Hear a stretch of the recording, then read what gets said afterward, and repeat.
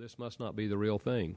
In reality, they could be really good for each other, but because they've lost those euphoric feelings, they think, well, I just can't go on with this relationship. So what I'm saying in the book is, if you learn the concept of the 5 love languages, learn how to speak each other's love language before you come down off the high.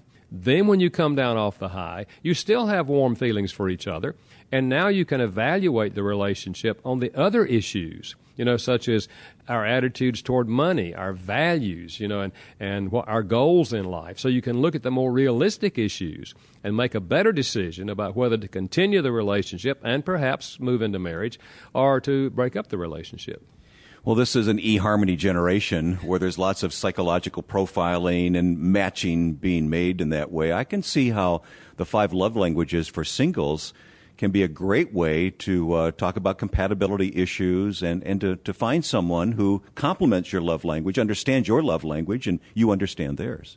Well, I think that's true, because if you're dating a person and you feel loved, which normally you don't continue very long in a dating relationship if you don't have those love feelings that we talk about. But if you understand the concept of the love languages and you share it with each other, you discuss it with each other. And so let's say that the girl shares with the guy that her love language is acts of service, okay, which means doing things to help her. But let's say he's not responsive. She asks for help in, something about her car, and he doesn't have time, or he doesn't follow through with it. Well, that's a pretty good clue that he's not going to be sensitive to her needs after they get married. So it's a real test. If you understand the concept, discuss it with each other, then see how they respond to your love language. If they don't respond before you get married, they're not likely to respond after you get married. But I can change him. That is a wishful thought, but it doesn't really happen. So the 5 love languages for singles can be almost a guide to premarital counseling in a way, can it? It is a part of premarital counseling, and many pastors now and marriage counselors are using this as a part of their pre-marriage counseling, is getting the couples involved in the understanding the 5 love languages before they get married. Now, also in the book, I apply this to understanding sibling relationships, because a lot of adult singles are at odds with their brothers or their sisters, and I'm talking about how to reestablish those by learning to speak each other's love language.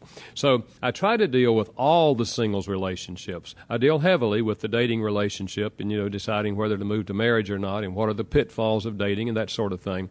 But it really applies in every relationship that the single has. Regardless of age? Regardless of age and regardless of the status of singles. There's several kinds of singles. There are the never married singles, which tend to be the younger singles. There's the separated singles.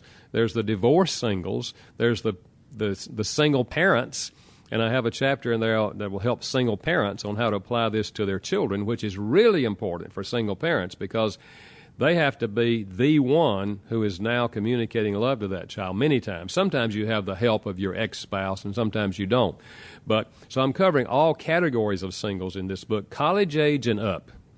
For anyone who has read the 5 love languages, they know that they're the 5 primary languages, but it isn't a column kind of thing where you have this but not the other. There's always a primary and a secondary, isn't there? Yes, for most people, there's a primary love language, which is the one whereby they feel most loved. It's very similar to spoken language. Everybody grows up speaking a language with a dialect. I grew up speaking English Southern style, okay? And that's the one you understand best. Well, the same thing is true with love. One of these is predominant.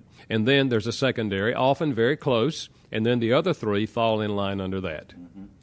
Now, in the case of many singles, they have, in the case of younger singles, they may have a mom or dad who's kind of pushing them out there in life a little bit. Is this book for the single, or could this book be used by mom and dad to help understand and help guide that young single?